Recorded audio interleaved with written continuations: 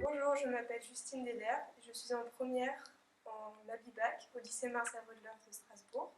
Je m'appelle Louise. Moi je suis Louis-Paul. Je m'appelle Kauter Bachirira.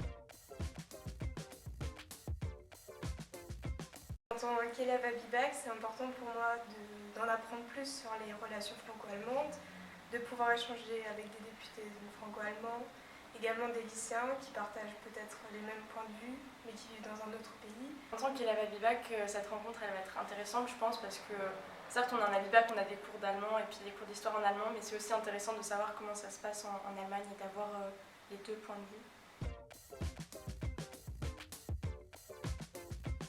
J'ai beaucoup de questions sur l'éducation transfrontalière. Quelles mesures prendra l'Assemblée parlementaire franco-allemande dans les prochaines années? Des mesures concrètes qui soient prises au niveau de l'écologie. Thierry Michels, député du Bas-Rhin Strasbourg. Je me réjouis beaucoup de cette rencontre entre les députés français et allemands de l'Assemblée parlementaire franco-allemande réunie à Strasbourg et les jeunes français et allemands de la région.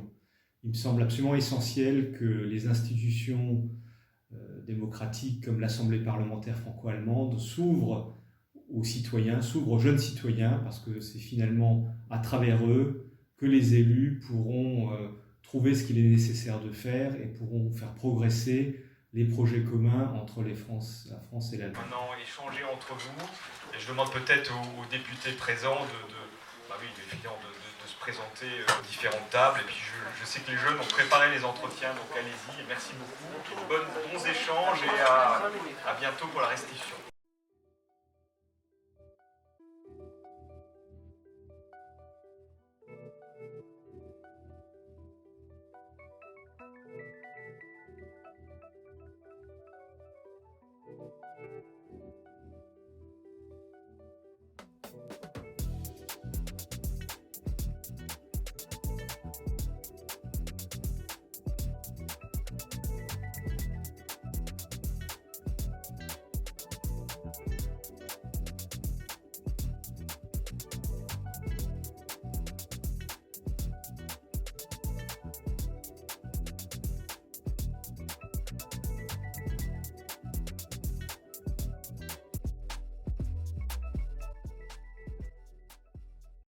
Aktuelle Debatten zu atomarer Rüstung wurden offensichtlich viel gefragt. Das ist ausgelöst worden durch eine Debatte, die aber gar nicht die Mehrheit betrifft. Geschaut, wo so die Schwierigkeiten des europäischen gemeinsamen Handelns liegen. Also es ist schon mal ein Versuch gestartet worden, 1955, eine europäische Verteidigungsgemeinschaft zu gründen. Das ist aber fehlgeschlagen, ist an einem Parlament gescheitert. Und da kam jetzt die Frage aus, wie man es schafft, als Europa gemeinsam souverän zu engagieren. Und da wurde zum ersten einmal die Schwierigkeit dargestellt, dass es eben auch eine systemische Divergenz gibt, dass man nämlich eine la diversité et ne pas aller vers une uniformisation de tous les pays, de tous les salaires et tout ça, mais plutôt oui, de garder cette diversité.